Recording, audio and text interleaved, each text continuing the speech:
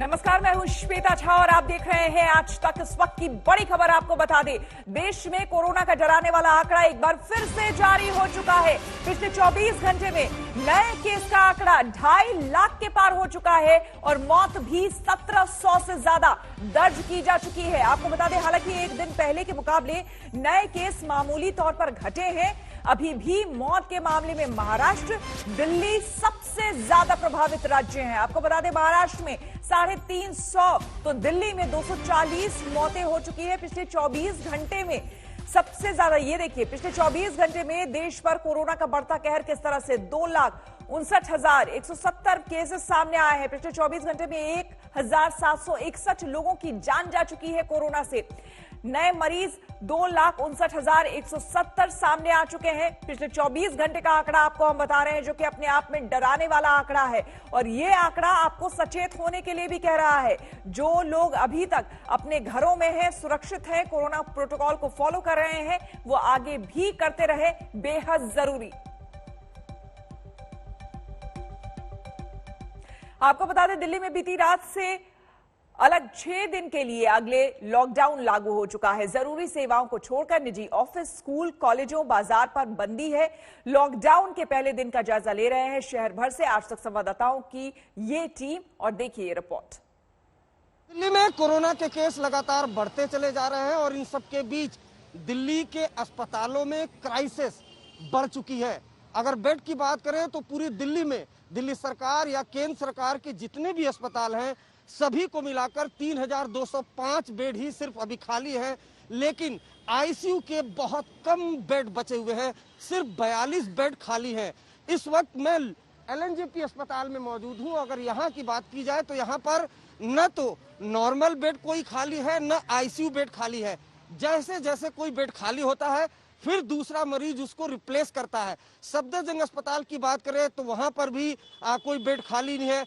दिल्ली का जो सबसे बड़ा अस्पताल है एम्स, वहां पर नॉर्मल बेड कोई खाली नहीं है। एम्स ट्रॉमा सेंटर की बात की जाए तो 4 बेड खाली है नॉर्मल, और आईसीयू के 4 बेड खाली है। तो लगातार जो दिल्ली के मुख्यमंत्री हैं, उन्होंने भी गुहार लगाई है कि लोग अपना ख्याल रखें। और शायद यही वजह है कि कोरोना के केस इतने बढ़ रहे हैं और अस्पतालों में बेड की किल्लत है, ऑक्सीजन की किल्लत है। इस वजह से 6 दिन का लॉकडाउन लगाया गया है।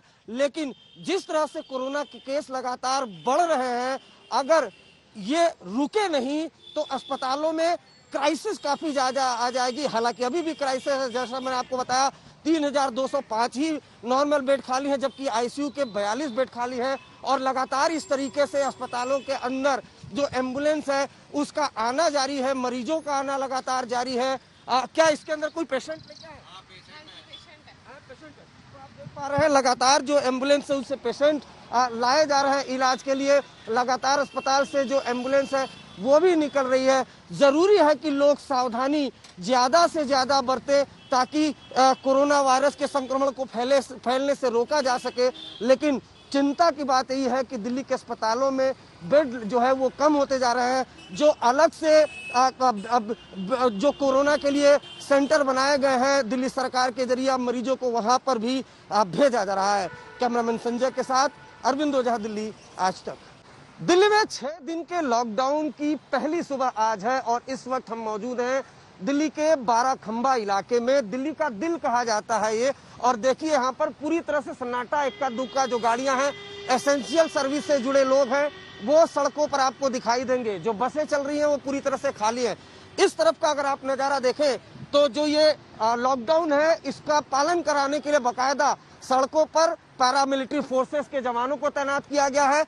दिल्ली पुलिस के ये जवान हैं जो तमाम जो गाड़ियां हैं उनकी चेकिंग कर रहे हैं और ये जानने की कोशिश कर रहे हैं कि क्या उनके पास कोई पास है या नहीं पास है। तो इस तरह से लगातार चेकिंग की जा रही है तमाम गाड़ियों की। लेकिन अगर बात की जाए तो लॉकडाउन का असर साफ साफ दिल्ली की सड़कों पर देखा जा रहा है। जिस तरीके से लगातार कोरोना के मामले दिल्ली में रिकॉर्ड तोड़ बढ़ रहे थे, उसके बाद दिल्ली के मुख्यमंत्री अरविंद केजरीवाल ने एलजी से मुलाकात की, मीटिंग की और कल ऐलान किया था कि छोटा लॉकडाउन है वो इम्प्लीमेंट किया जा रहा है लोगों की जान बचाने के लिए। तो आज पहली सुबह है लॉकडाउन की 6 दिन के और सड़कों पर अगर आप देखें तो पैरामिलिट्री फोर्सेस के जवान, दिल्ली पुलिस के जवान इस लॉकडाउन को इम्प्लीमेंट करने के लिए लगातार चेकिंग अभियान चला रहे हैं। लेकिन बात की जाए तो कुल मिलाकर जो ये लॉकडाउन है सफल होता दिखाई दे रहा है, क्योंकि दिल्ली की सड़कों पर सन्नाटा पसरा हुआ है। कैमरामैन संजय के साथ अरविंद ओझा, दिल्ली आज तक। और इस वक्त की बड़ी खबर आपको बता दें, कोरोना को लेकर रक्षा मंत्री राजनाथ सिंह ने सेना प्रमुख से बातचीत की है। इस वक्त की बड़ी खबर सामने आ रही है। आपको हम बता दें, कोरोना काल में देवदूत बनकर एक तरह से हमारी भारतीय सेना सामने आई है। रक्षा मंत्री ने इसके बाबत सेना प्रमुख से बातचीत की है और कहा है कि महामारी के दौर में और मददगार बने सेना, और ये निर्देश भी दिया है रक्षा मंत्री ने। तो सेना प्रमुख नरवणे से राजनाथ सिंह ने बातचीत की है और सेना को और मदद करने की बात कही है। मंजीत नेगी हमारे संवाददाता हमारे साथ जुड़ चुके हैं। मंजीत, क्या कुछ बात हुई है? रक्षा मंत्री ने क्या कहा सेना प्रमुख से? श्वेता, रक्षा मंत्री राजनाथ सिंह ने जो बैठक ली है उसके मुताबिक सेना को भी एक तरह से तैयार रहने के लिए कहा गया, क्योंकि बड़ी संख्या में सेना के अपने बेसेस हैं और खासतौर से अगर दिल्ली की बात की जाए तो बड़ी संख्या में दिल्ली में भी सेना के लोग मौजूद हैं। जैसे कि आपको मालूम है कि डीआरडीओ पहले से ही दिल्ली में डीआरडीओ ने दिल्ली, पटना और लखनऊ समेत कई जगह पर हॉस्पिटल बनाने की तैयारी की है। दिल्ली में 250 बेड का हॉस्पिटल कल शुरू हो गया है। तो इसी तरह से सेना को भी आने वाले दिनों के हालात का जायजा लेने के लिए कहा गया है और अगर जरूरत पड़ेगी तो उसको लेकर सेना किस तरह से मदद कर सकती है। लेकिन पहली चुनौती सेना के खुद के सामने है कि वो अपने सैनिकों को, चाहे सरहद पर तैनात हो या फिर अलग अलग शहरों में, वहां पर वो कोविड से बचे रहें। खासतौर से पिछले साल जब कोविड हुआ था उस दौरान भी सेना ने कोशिश की थी कि उनके सैनिकों को किस तरह से बचाया जाए। हालांकि अलग अलग जगह पर काफी सैनिक भी इसमें संक्रमित हुए थे, लेकिन रक्षा मंत्री ने साफ तौर पर कहा कि आने वाली जो हालात है उनसे निपटने के लिए सेना भी अपने स्तर पर तैयार रहे। बिल्कुल, बहुत बहुत शुक्रिया आपका तमाम जानकारी के लिए।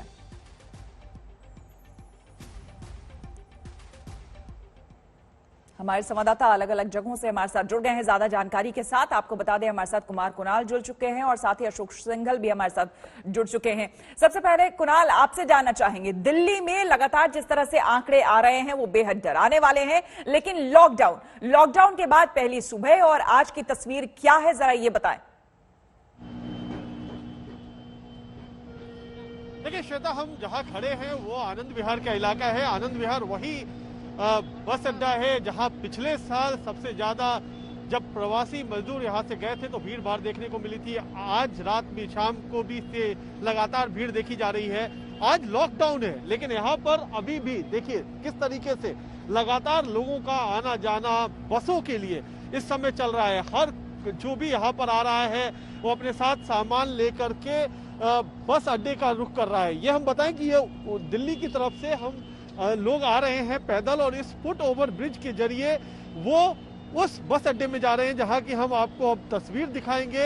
ये है यूपी का इलाका और ये है कौशाम्बी का बस अड्डा जहां पर इस समय आपको भी काफी बसों की आवाजाही दिखाई पड़ रही होगी।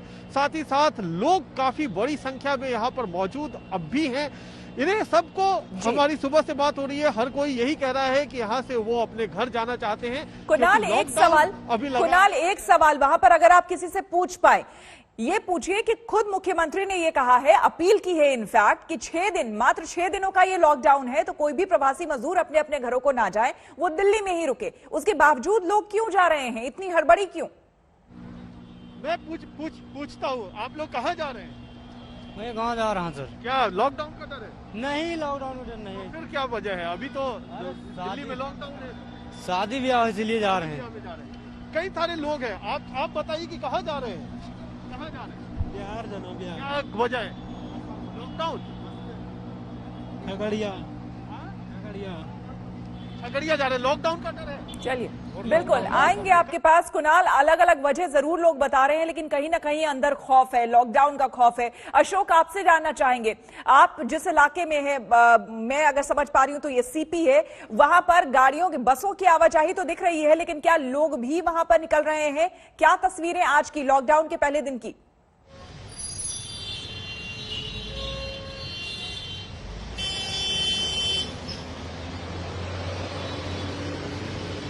जी श्वेता, जी बिल्कुल यहाँ अशोक, पे मैं इस वक्त कनॉट प्लेस में खड़ा हूँ, देख सकते हैं कि लॉकडाउन का अच्छा खासा असर है और उन्हीं वाहनों को यहाँ जाने दिया जा रहा है। नाकेबंदी की गई है, देख बैरिकेडिंग की गई है पुलिस के द्वारा। आई कार्ड चेक करवाए जा रहे हैं उनके, जिनके पास आई कार्ड नहीं है, एसेंशियल सर्विस से जुड़े लोगों के, उनको नहीं जाने दिया जा रहा है। पूरी चेकिंग की जा रही है। आप देख सकते हैं कि पूरा यहाँ पे बैरिकेडिंग करने के बाद वही वाहन जा रहे हैं सड़कों पे जिनकी जरूरत है, जिनको परमिट किया गया है, और पुलिस लगातार चेक कर रही है यहाँ पर। और पूरी मार्केट बंद है कनॉट प्लेस की, सिर्फ जो जरूरी सामान की दुकानें वही खुली हुई है, इसके अलावा सब बंद है। आप देख सकते हैं कि पुलिस ने कार्ड चेक करने के लिए यहाँ पर पूरी बैरिकेडिंग की है। यहाँ पर लगातार चेक किया जा रहा है पुलिस के द्वारा, आई कार्ड पूछा जा रहा है, जिनके पास डाउटफुल है उनको रोका जा रहा है, पूरी तहकीकात की जा रही है। अगर जिनको परमिशन नहीं है वो नहीं जा पाएंगे, उनको रोक करके पूछा जा रहा है। देख सकते पूरी मार्केट बंद है कनॉट प्लेस की, लेकिन जगह जगह पर पुलिस पूछताछ कर रही है, आई कार्ड देखने के बाद ही छोड़ रही है। देख सकते हैं कि इन्होंने, पुलिस ने ऐसे लिखा हुआ है कृपया अपना पास दिखाएं, पास चेक करने के बाद ही उनको जाने दिया जा रहा है। तो जगह जगह पर दिल्ली में पुलिस इस ढंग से पूछताछ कर रही है और जो जरूरी है जिनका जाना उनको जाने दिया जा रहा है। जिनके पास सेटिस्फैक्टरी जवाब नहीं है श्वेता, उनको रोक करके पूछताछ की जा रही है। देख सकते हैं अशोक और कुमार कुणाल, आप दोनों का बहुत बहुत शुक्रिया। आपसे आगे भी और जानकारी लेंगे, लेकिन इस बीच आपको बता दें कि दिल्ली में लॉकडाउन लगने का साइड इफेक्ट दिखने लगा है।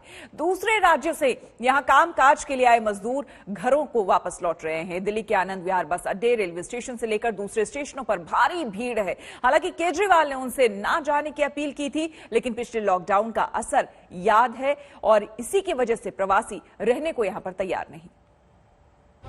राजधानी दिल्ली में कोरोना के बढ़ते मामलों के बीच एक हफ्ते का मिनी लॉकडाउन जो है वो लगाया गया है, ताकि कोरोना के बढ़ते संक्रमण की चेन को रोका जा सके।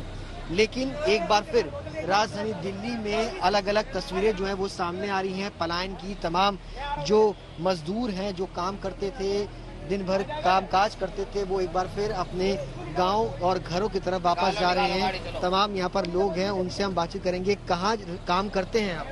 बवाना में। क्या काम करते हैं? जुराब लाइन में। जुराब लाइन। तो दिल्ली से क्यों जा रहे हैं?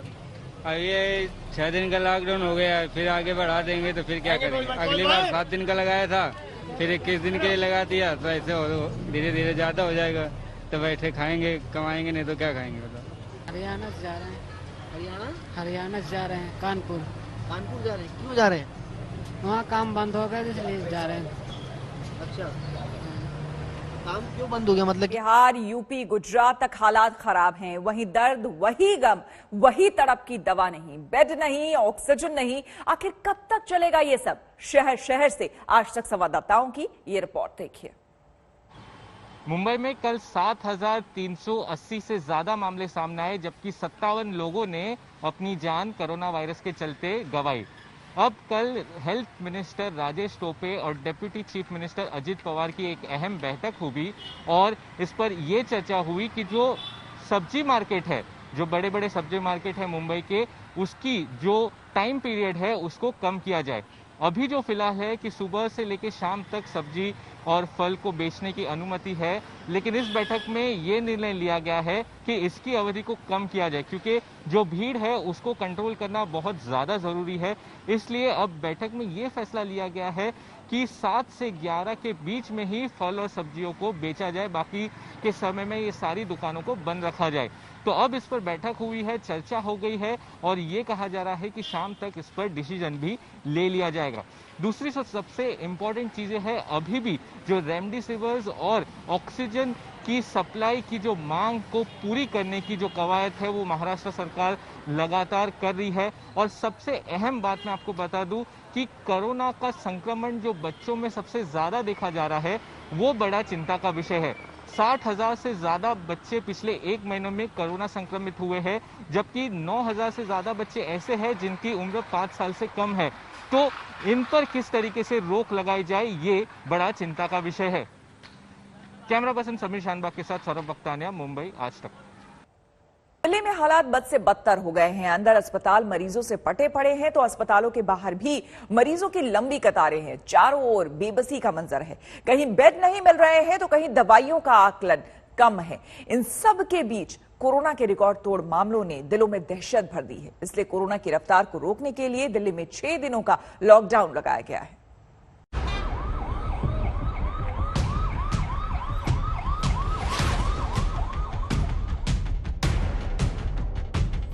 स्वास्थ्य व्यवस्था अपनी सीमा तक पहुंच जाए तो लॉकडाउन लगाना जरूरी हो जाता है, ताकि पेशेंट्स का नंबर कम हो जाए।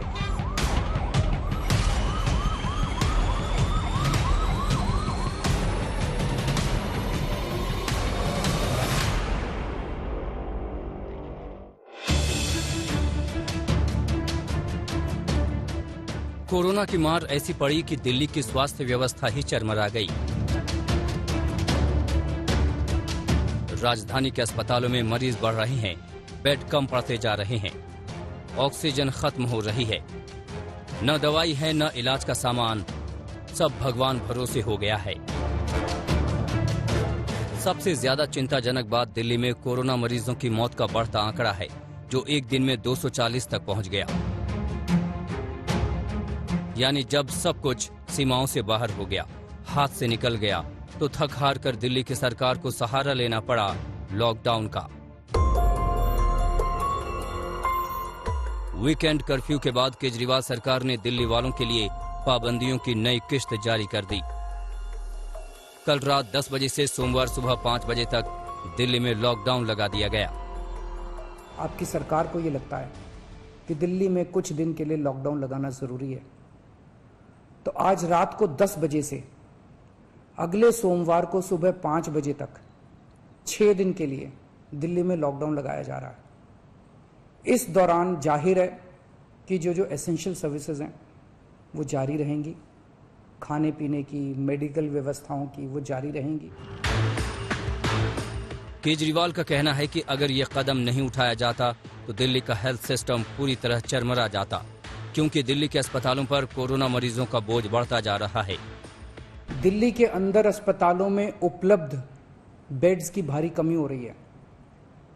डेली 25-25 हजार अगर पेशेंट्स आएंगे तो कोई भी व्यवस्था चरमरा सकती है। दिल्ली के अंदर बेड्स की भारी कमी हो रही है। आईसीयू बेड्स दिल्ली में लगभग खत्म हो गए हैं। आज सुबह मैं ऐप पे देख रहा था 100 से भी कम आईसीयू बेड्स दिल्ली में बचे हैं। ऑक्सीजन की भारी कमी हो रही है। ऐसे में ये जानना सबसे ज्यादा जरूरी है कि दिल्ली में लगाए गए लॉकडाउन की अहम बातें क्या हैं और इसके तहत किसे छूट मिलेगी। राजधानी में 6 दिनों के लॉकडाउन के दौरान बेवजह घरों से निकलने की इजाजत नहीं होगी। सिर्फ जरूरी क्षेत्र से जुड़े लोग जैसे स्वास्थ्य, police, home guard, civil defence, fire service के कर्मचारी बाहर आ सकेंगे। हालांकि इसके लिए उन्हें अपना आई कार्ड दिखाना होगा। सभी प्राइवेट ऑफिस को वर्क फ्रॉम होम ही करना होगा। सरकारी दफ्तर में आधे ही अफसर आ सकेंगे। कोरोना टेस्ट और वैक्सीन लगवाने जाने वाले लोगों को लॉकडाउन में छूट मिलेगी। Railway station, airport, bus station जाने वाले लोगों को भी छूट मिलती रहेगी। बैंक, एटीएम और पेट्रोल पंप खुले रहेंगे। एक राज्य से दूसरे राज्य जाने वाले वाहनों को रोक टोक नहीं, लेकिन उन्हें आई कार्ड दिखाना होगा।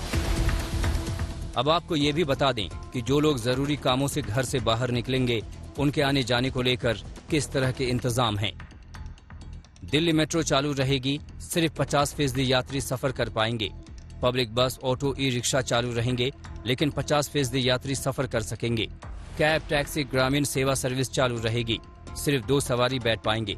किसी भी शादी कार्यक्रम को इजाजत है, सिर्फ 50 लोग आ सकेंगे और हर किसी के लिए परमिशन लेनी होगी। इसके साथ 6 दिनों के लॉकडाउन में दिल्ली में mall, cinema hall, park, salon, beauty parlour, restaurant, bar, pub सभी पूरी तरह से बंद रहेंगे। अरविंद केजरीवाल ने ये साफ किया है कि 6 दिनों के लॉकडाउन की ये सारी कवायद कोरोना की चेन तोड़ने के लिए है। ऐसे में लॉकडाउन को लेकर लोग घबराएं नहीं। पिछली बार जब देश में लॉकडाउन लगा था, हमने देखा कि किस तरह बड़ी संख्या में प्रवासी मजदूर अपने गांव जाने लगे थे। उनसे मैं खास तौर से हाथ जोड़ के अपील करना चाहता हूं, ये छोटा सा लॉकडाउन है, 6 दिन का, दिल्ली छोड़ के मत जाइएगा। आपके आने जाने में इतना समय खराब हो जाएगा, इतना पैसा खराब हो जाएगा, इतनी ऊर्जा खराब होती है। दिल्ली में रहिए। दिल्ली में बढ़ते कोरोना के मामले को देखते हुए कई कारोबारी संगठन पहले से ही 2 हफ्तों के लॉकडाउन की मांग कर रहे थे और अब वो दिल्ली सरकार के इस फैसले का स्वागत कर रहे हैं। दिल्ली के सभी व्यापारी सरकार के इस कदम की सराहना करते हैं। वास्तव में कोरोना के केस जिस प्रकार से दिल्ली में बढ़ रहे हैं, इस प्रकार के कदम की बहुत बड़ी आवश्यकता थी। अब तक केजरीवाल लॉकडाउन के पक्षधर नहीं थे, लेकिन लगता है कि दिल्ली में कोरोना के बढ़ते मरीजों को देखते हुए कोई और विकल्प बचा नहीं था। पंकज जैन के साथ आशुतोष मिश्रा, दिल्ली आज तक। दिल्ली में लॉकडाउन का ऐलान होते ही मजदूरों से अपने घरों का रुख करना मजदूरों ने शुरू कर दिया है। आनंद विहार बस अड्डे पर मजदूरों की भीड़ जुट गई है। देखिए ये रिपोर्ट। कोरोना से अपनी जान बचाते हुए अपनी जान जोखिम में डालकर दिल्ली में मेहनत मजदूरी करने वाला मजदूर एक बार फिर पलायन को मजबूर है। ये तस्वीरें हैं दिल्ली के आनंद विहार पर। आप देख सकते हैं कि देर रात का वक्त है और तमाम मजदूर जो दिल्ली की अलग अलग फैक्ट्रियों में काम कर रहे थे वो अब अपने गांव की तरफ वापस जा रहे हैं। जिनसे बातचीत करते हैं कि ये बताइए कि कहाँ पर आप काम करते थे, क्यों आप दिल्ली छोड़ के जा रहे हो? हम काम दिल्ली में ही नजफगढ़ जिले में कर रहे थे और लॉकडाउन लगने की वजह से अपने घर वापस जाना चाह रहे हैं। सरकार ने लॉकडाउन तो नहीं लगाया, एक हफ्ते के लिए मिनी लॉकडाउन कहा है कि एक हफ्ते तक कोरोना के संक्रमण को रोकना है। हमें सरकार पर कोई भरोसा नहीं। सरकार ऐसे कभी एक दिन का, पहली बार भी एक दिन का लगाया था, पहले दिन भी एक दिन का लगाया था, बाद में 21 दिन का, फिर बाद में ऐसे लगातार करीब 3 महीना का लॉकडाउन लगा दिया। इस पर हमें उस सरकार पे विश्वास नहीं रहा है, इसलिए हम अपने घर जाना चाहते हैं समय से। कोरोना से डर है? कोरोना से हमें कोरोना से डर तो है, लेकिन क्या करें, काम करने के लिए निकलना पड़ता है। आप कहाँ काम करते थे? जी मैं नोएडा में। किस चीज का काम करते थे? जी मैं एक्सपोर्ट का। अच्छा, तो क्यों वहाँ पर सर जब खाने को पैसे नहीं होंगे तो क्या करेंगे, अपना घर पे जाके खेती बाड़ी करेंगे, इससे बढ़िया सर। जब पैसे ही नहीं रहेंगे तो यहाँ पर क्या खाएंगे क्या पिएंगे सर। सरकार ने कुछ करा नहीं, पहले एकदम पहले ऐसे ही लॉकडाउन लगा देता, आज 7 दिन का बोला, फिर 21 दिन का, फिर 3 महीने का। जब पैसे नहीं रहेंगे तो यहाँ रहकर क्या करेंगे, अपने गाँव में जाके खेती बाड़ी करेंगे सर। पहले भी बोला था 1 दिन के लिए, फिर 21 दिन का लगा दिया, फिर 3 महीने का लगा दिया। ना खाने की व्यवस्था ना रहने की व्यवस्था। एक बार बताओ, ये बताइए कि बसों में बैठ करके जा रहे हैं, कितना किराया दे रहे हैं? 500 रुपए। 500 रुपए सर ऊपर का, नीचे का 700 बताया, ऊपर का 500। पिछली बार जैसे पहली बार 21 दिन का लगाया, फिर 3 महीने का, फिर 6 महीने का, ऐसे करके उन्होंने कहा कि जल्दी से घर चले जाओ अपने, ना तो यहीं फिर लॉकडाउन में फंस जा सकते हो तुम। चलिए, तमाम मजदूर हैं जो भूखे प्यासे बसों पे छतों पर चढ़कर अपनी जान जोखिम में डालते हुए एक बार फिर अपने गांव की तरफ पलायन कर रहे हैं, इस उम्मीद को लेकर के कि कहीं एक बार फिर से दिल्ली में लॉकडाउन ना लग जाए और उनको भूखमरी से अपनी जान जो है वो गंवानी पड़े। कैमरा पर्सन शकील अहमद के साथ सुशांत मेहरा, दिल्ली आज तक। हम रुकेंगे यहाँ पर एक छोटे से ब्रेक के लिए, बने रहे हमारे साथ, देखते रहिए आज तक।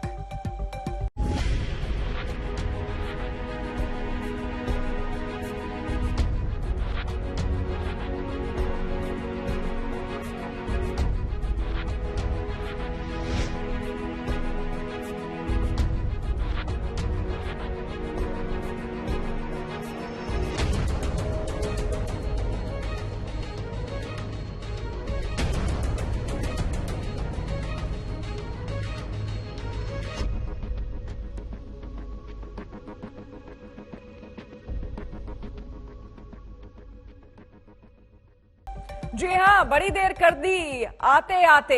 नमस्कार, मैं हूं श्वेता झा और आप देख रहे हैं आज तक। चाहे 18 साल के ऊपर के सभी लोगों को वैक्सीन लगाने का फैसला हो, ममता बनर्जी का रैलियों को छोटा करने का निर्णय हो, या अब बीजेपी का सिर्फ 500 लोगों की सभाएं करने का ऐलान हो, देश भर में कोरोना के बढ़ते मामलों के बीच बंगाल में इन फैसलों में देरी हुई है। वहीं कोरोना संक्रमण से लेकर वैक्सीन पर सियासत जारी है।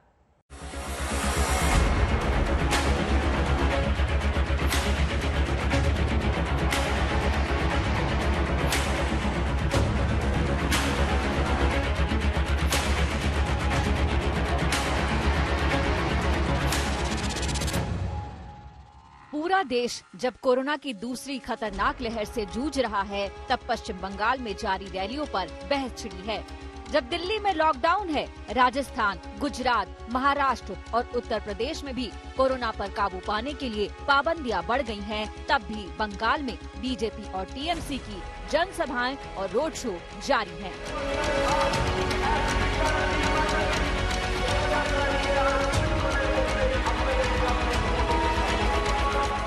दिल्ली में प्रधानमंत्री नरेंद्र मोदी ने एक अहम बैठक के बाद 18 साल से अधिक उम्र के सभी लोगों को कोरोना का टीका लगाने का फैसला किया। तब भी बंगाल में इसे सियासी नजरिए से देखा गया। तृणमूल कांग्रेस के राज्यसभा सांसद डेरेक ओब्रायन ने ट्वीट किया, आखिरकार भारत की एकमात्र महिला मुख्यमंत्री की सभी के लिए वैक्सीन की बात मान ली गई। वहीं ममता बनर्जी लगातार अपनी सभाओं में पश्चिम बंगाल में कोरोना के बढ़ते मामलों के लिए बीजेपी पर निशाना साध रही हैं। दिल्लीते लकडाउन डिक्लेयर হয়েছে, এখানে আপনাদের ভয় পাওয়ার অত কারণ নেই। দিল্লিটা সিরিয়াস হয়েছে, লখনৌ সিরিয়াস হয়েছে, গুজরাট সিরিয়াস হয়েছে, আর বহিরাগত গুন্ডাদের নিয়ে এসেছে এই প্রধানমন্ত্রী আর অমিত শাহ। তার জন্য বেঙ্গলে কিছুটা ওরা ছড়িয়েছে এবং ওরা বাইরের লোক নিয়ে এসে ছড়াচ্ছে। ममता बनर्जी के इन हमलों का जवाब बीजेपी ने दिया। केंद्रीय मंत्री रविशंकर प्रसाद के मुताबिक ममता को कोरोना से नहीं अपनी हार का डर सता रहा है और कोरोना उनके लिए महज एक बहाना है। चुनाव जब भी होता है तो चुनाव आयोग उसका निर्धारण करता है। बिहार विधानसभा का चुनाव हुआ ना, जो मेरा प्रदेश है, वो भी तो कोविड में ही हुआ। और यहाँ चुनाव आयोग ने जो भी नए दिशा निर्देश दिए हैं उसको हमने पालन किया है। कैंपेन टाइमिंग कम हो गई है, बाकी कम हो गई है। और जहां तक कोविड के लड़ने की बात है, हमारे प्रधानमंत्री जी चाहते हैं देश एक होकर काम करे। उन्होंने कितने मुख्यमंत्रियों की भी मीटिंग बुलाई, 2 दिन पहले बुलाई थी। ममता जी एक भी मीटिंग में गई हैं क्या? आप मुझे बताइए। तो मैं ऐसा क्यों नहीं कहूं, जब ममता जी को लगता है कि अब हार निश्चित है तो इसको खड़ा किया जा रहा है एलिबाई के रूप में। প্রধানমন্ত্রীকে বলেছিলাম আমাকে ইনজেকশনটা ব্যবস্থা করে দিন, আমি টাকা দিয়ে বিনা পয়সায় সব পাবলিককে ইনজেকশন দিয়ে দেবো যাতে কারো আর করোনা না হয়। কিন্তু দেখলাম প্রধানমন্ত্রী দিলেন না। আমরা যে কিনবো তার কোনো বন্দোবস্ত করলেন না। আমরা কিনতে হলে ওনাদের কাছ থেকে কিনতে হবে, কারণ ওনারা কোম্পানি ঠিক করে দেবে। পেছনে কি খেলা আছে আমি জানি না, ছুপা রুস্তমের খেলা আছে কিনা। दर्जा के पीछे में क्या है? दर्जा के पीछे में लज्जा है, लज्जा है और लज्जा है। जहां तक बीजेपी की बात है तो पार्टी अध्यक्ष जेपी नड्डा ने पश्चिम बंगाल में होने वाली रैलियों को लेकर बड़ा फैसला किया है। प्रधानमंत्री समेत सभी नेताओं की छोटी छोटी सभाएं होंगी। इन सभाओं में 500 से अधिक लोग मौजूद नहीं रहेंगे। प्रचार का काम कोरोना के नियमों को देखते हुए खुली जगहों पर होगा। जेपी नड्डा ने आज से कार्यकर्ताओं को अपना बूथ कोरोना मुक्त कार्यक्रम शुरू करने को कहा है। बीजेपी बंगाल में 6 करोड़ मास्क और सैनिटाइजर बांटेगी। ममता बनर्जी ने भी अपनी सभाओं का समय अधिकतम 30 मिनट कर दिया है। उनके भाषण अब छोटे हो गए हैं। वहीं कांग्रेस और लेफ्ट ने पहले ही अपनी रैलियों और रोड शो के कार्यक्रम रद्द कर दिए हैं। कोलकाता से प्रेमा राजाराम के साथ आज तक ब्यूरो।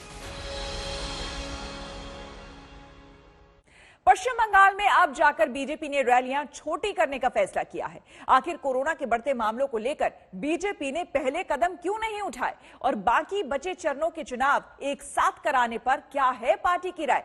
ऐसे सवालों पर अमित शाह ने आज तक से खास बातचीत की। सुनिए उनका क्या कहना था। सर, जितनी चर्चा चुनाव को लेकर है उतनी ही अभी चुनाव प्रचार पर बहस छिड़ गई है।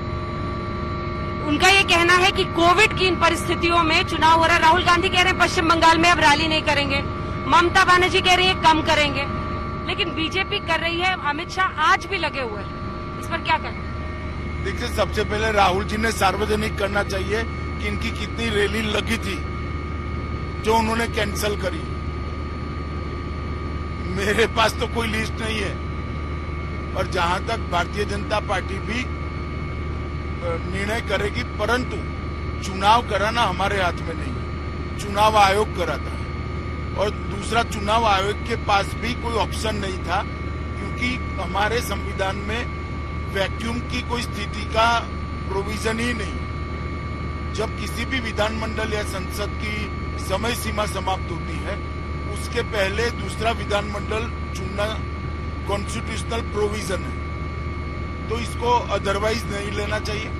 परंतु भारतीय जनता पार्टी ने आज मीटिंग रखी है, हम लोग कुछ निर्णय करेंगे तो आपको ऑटोमेटिकली मालूम पड़ेगा। तो आप लोग भी इस पर विचार कर रहे हैं कि अब प्रचार को रोकना बेहतर होगा?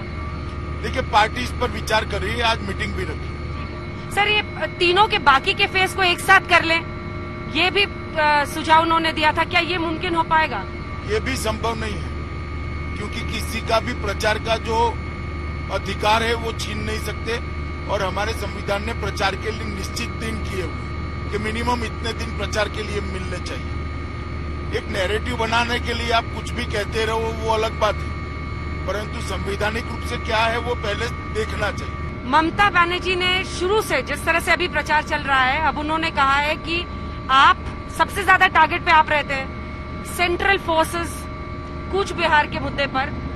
वहां से जो उनका ऑडियो टेप बाहर आया उस पर मेरा सवाल है, क्या मुख्यमंत्री ममता बनर्जी के आरोप पे दम है कि गृह मंत्री उनका फोन टेप करा रहे हैं? ये उनका आरोप है सर। इनके पास इतनी बड़ी एजेंसी है, इतनी बड़ी सरकार है, वो जांच कर ले।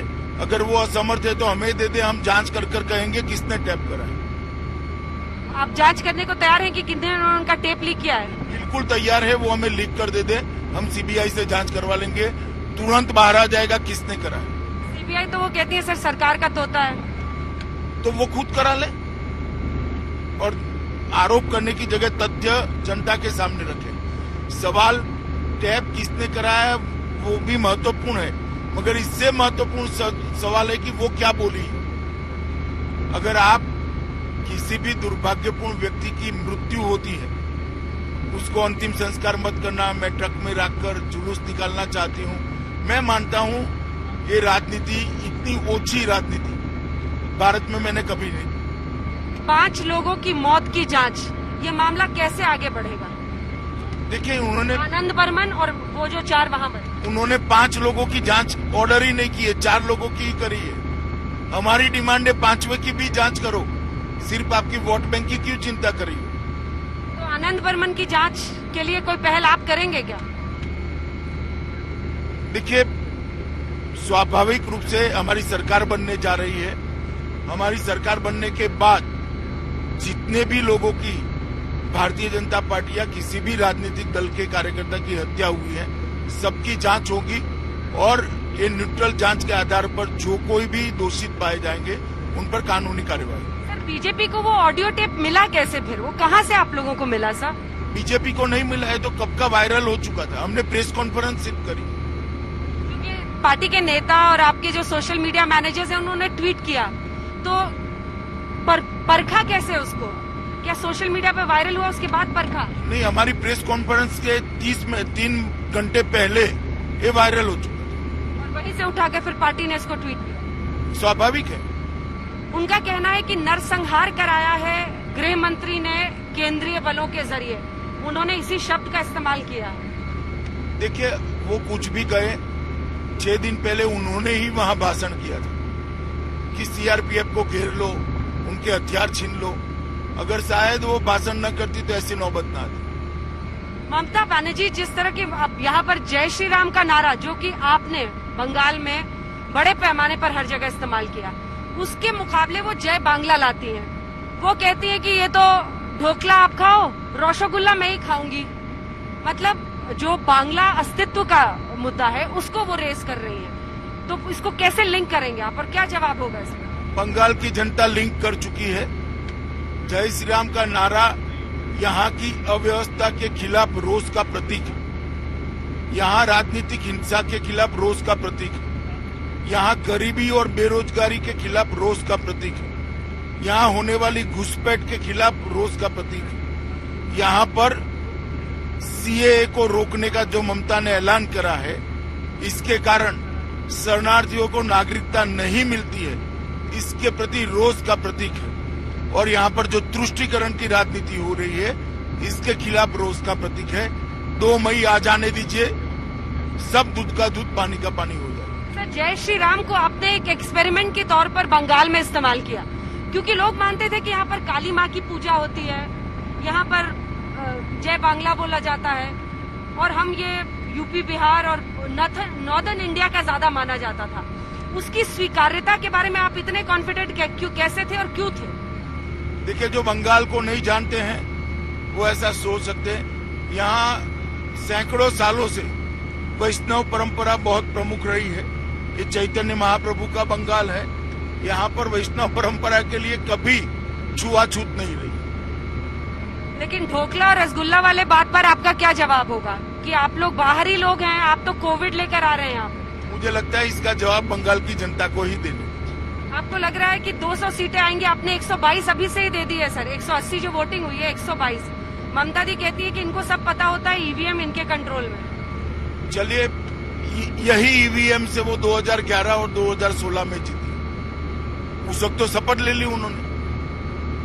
जब अब हार रहे हो तो मुझे लगता है ईवीएम को दोष नहीं देना चाहिए। सर, मुस्लिम तुष्टीकरण के सवाल पर हमेशा आपने घेरा है उनको, लेकिन फिर ये तमाम पार्टियां कहती हैं कि आप मेजॉरिटी अपीसमेंट करते हो, आप जो बहुसंख्यक है उसका तुष्टीकरण करके आप जीतना चाहते हो। हमने कोई तुष्टीकरण, मोदी जी ने गैस के सिलेंडर दिए, जो माइनॉरिटी के लोगों को मिलना था उनको मिला ही।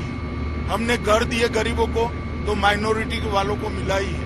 हमने प्रधानमंत्री आयुष्मान भारत योजना लाए, तो माइनॉरिटी मेजोरिटी दोनों को मिला है। किसान को 6,000 रुपया मिलता है, तो माइनॉरिटी मेजोरिटी दोनों किसान। हमने तो कभी कोई अपीसमेंट नहीं किया, मगर जब आप माइनॉरिटी का अपीसमेंट करते हो तो मेजोरिटी ऑटोमेटिकली अलग थलग होती है। आज बंगाल में बहुत बड़ा वर्ग अपने आप को सेकंड ग्रेड सिटीजन मानता है। जहां तक वैक्सीन का सवाल है, प्रधानमंत्री जी ने बहुत तेजी से कुछ निर्णय किए हैं, जैसे यूरोपियन यूनियन, अमेरिका, जापान और WHO ने जिनको परमिशन दी है, वो वैक्सीन को भारत में अब ट्रायल की जरूरत नहीं, तो उनकी उपलब्धता बढ़ेगी। दूसरा, स्पुतनिक को भी मंजूरी अब मिल गई है, ट्रायल के बाद परमिशन मिल गई है, उनकी भी बॉटलिंग अब जल्दी ही शुरू होगी। और जो एक्जिस्टिंग दो वैक्सीन है, इसकी मैन्युफैक्चरिंग बढ़ाने के लिए भी युद्ध स्तर पर काम हुआ है। मुसीबत के इस दौर में जो सबसे बड़ी रेस चल रही है वो अस्पतालों में एक्स्ट्रा बेड बनाने और नए मरीजों के भर्ती होने के बीच की है। जितनी तेजी से नए बेड देने की कोशिश हो रही है, उससे ज्यादा तेजी से मरीज बढ़ रहे हैं। आपको देश के अलग अलग हिस्सों से आई एक्सक्लूसिव ग्राउंड रिपोर्ट दिखाते हैं।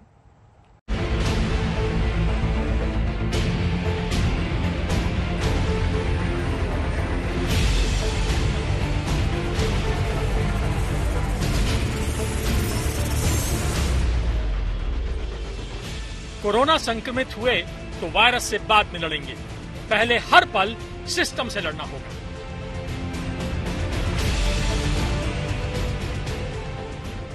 अस्पताल में बेड के लिए भटकना होगा, ऑक्सीजन के लिए कदम कदम पर हाँफना होगा।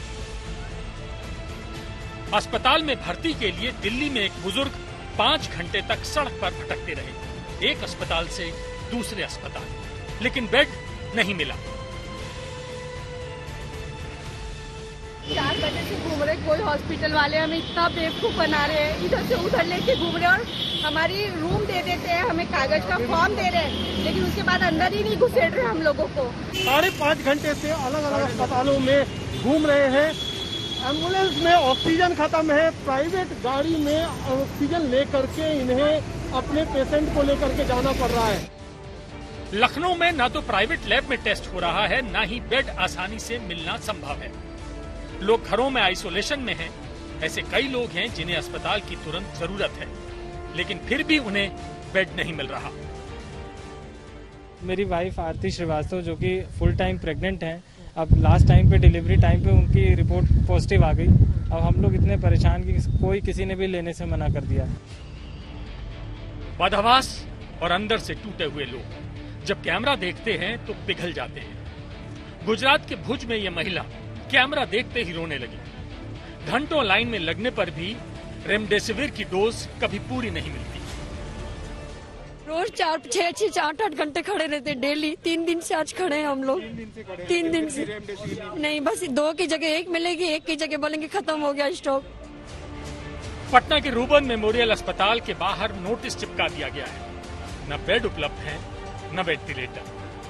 इस वक्त हम राजधानी पटना के एक बड़े निजी अस्पताल रूबन मेमोरियल अस्पताल के बाहर खड़े हैं, जहां पर आप देख सकते हैं इस तरीके के जो नोटिस है यहाँ चस्पा कर दिया गया है। बेड नहीं है, वेंटिलेटर नहीं है। कोरोना की दूसरी लहर में मरीज बेड की कमी, ऑक्सीजन की कमी और दवाई की कमी का सामना कर रहे हैं। हालात का अंदाजा इसी से लगाइए कि राजधानी दिल्ली में DRDO ने कोविड-19 मरीजों के इलाज के लिए नई क्षमता के साथ अस्पताल को दोबारा खोला था। और वो देखते ही देखते भर गया। अस्पताल की क्षमता 250 बिस्तरों की थी। कोरोना की दूसरी लहर आई, तैयारियां उस हिसाब से नहीं थी, लेकिन पिछले साल कई चीजें ऐसी यहां पर उपलब्ध थी जहां पर 1000 या 10,000 बेड्स की फैसिलिटी उपलब्ध थी।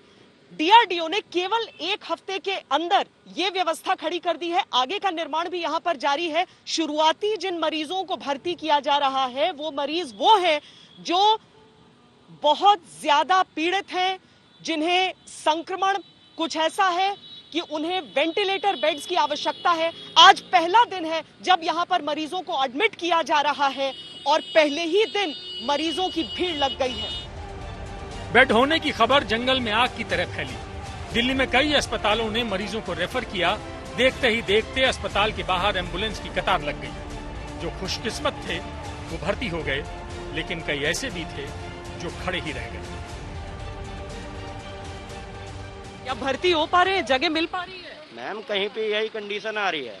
हर गवर्नमेंट हॉस्पिटल से रेफर किया जाता है पेशेंट को, और आने के बाद बेड फुल बताते हैं। इसमें हम लोगों की क्या गलती है? यहाँ भी बेड फुल हो गया है। वही तो बोल रहे हैं, बेड फुल के लिए। इतनी बड़ी संख्या में लोग यहाँ पर संक्रमित होते जा रहे हैं, एक के बाद एक। आप देखिए कि यहाँ पर डीआरडीओ के साथ पुलिस, सबकी व्यवस्था यहाँ पर की गई है, लेकिन एम्बुलेंस की इस पूरी लंबी कतार को देखिए। आप देखिए एक के पीछे एक किस तरीके से सारे एम्बुलेंसेज अभी भी लगे हुए हैं। पूरा सड़क जो है, पूरी सड़क आगे तक जाम है, लेकिन यहाँ पर अब व्यवस्था बनाने की कोशिशें भी नाकाम हो रही हैं। हालांकि एक बहुत बड़ी लाइफलाइन के तौर पर जरूर ये सामने आया है। बहुत सारे मरीज सैकड़ों की संख्या में यहाँ पर एडमिट तो किए गए हैं, लेकिन संक्रमण इतना ज्यादा है और इतनी तेजी से फैल रहा है कि वो भी पर्याप्त नहीं हो रहा है। डीआरडीओ के इस अस्पताल में अगले 4 दिनों में 250 बेड और बढ़ाए जाएंगे। सभी बिस्तरों के साथ ऑक्सीजन सिलेंडर होगा, वेंटिलेटर की भी सुविधाएं होंगी। इस तरह यहाँ कुल 500 बेड हो जाएंगे। इस फैसिलिटी में टोटल 500 बेड्स हैं, सारे ही आईसीयू बेड्स हैं, सबके साथ वेंटिलेटर फिटेड है। इसके 250 बेड्स ऑलरेडी आज चालू हो गए हैं और बाकी के 250 बेड्स थर्सडे को चालू हो जाएंगे। कितना समय लगा इसको सेटअप करने में? इसको सेटअप करने में टोटल 6 डेज हमने 6 डेज में फैसिलिटी सेटअप कर दी। 7th day everything was checked by the doctors. Doctors are from Armed Forces Medical Services, and today is the 8th day. Patients are being taken. As you have seen, it is already a large number of admissions have been done. Central Delhi के एक सरकारी school को भी अस्पताल में बदला गया है। हालांकि ये आइसोलेशन सेंटर ज्यादा है, फिर भी हर बेड के साथ ऑक्सीजन सिलेंडर जरूर लगाया गया है। 24 घंटे 6 डॉक्टर्स की एक टीम यहां पर तैनात रहेगी और इसके अलावा जो नजदीकी अस्पताल यहां पर है वो है लोकनायक जयप्रकाश अस्पताल। तो इस तरह के जो सरकारी स्कूलों में अस्पताल बनाने के फैसले लिए गए हैं उनको किसी न किसी अस्पताल के साथ जोड़ा भी गया है। दिल्ली के कॉमनवेल्थ हॉस्टल को भी ऐसे ही आइसोलेशन सेंटर में बदला गया है। हम मान के चलें कि कितने यहाँ पे जो बेड लगाए गए हैं वो सारे हॉस्पिटल के बराबर ही हैं? सारे हॉस्पिटल के बेड के बराबर है, लेकिन माइल्ड केसेस के लिए मैं नहीं कह सकता कि यहाँ पे सीवियर पेशेंट का हम इलाज कर सकते हैं, क्योंकि उनको कई बार इंटुबेशन या वेंटिलेटर की जरूरत होती है। कोरोना की त्रासदी इतनी बड़ी है कि हर कोशिश बौनी साबित हो रही है। दिवंगत कवि कुंवर नारायण की पंक्तियां हैं, कोई दुख मनुष्य के साहस से बड़ा नहीं, हारा वही जो लड़ा नहीं। भारत कोशिश नहीं छोड़ेगा, एक एक सांस के लिए लड़ेगा। दिल्ली से श्वेता सिंह, लखनऊ से अभिषेक मिश्रा, पटना से रोहित सिंह के साथ आज तक ब्यूरो।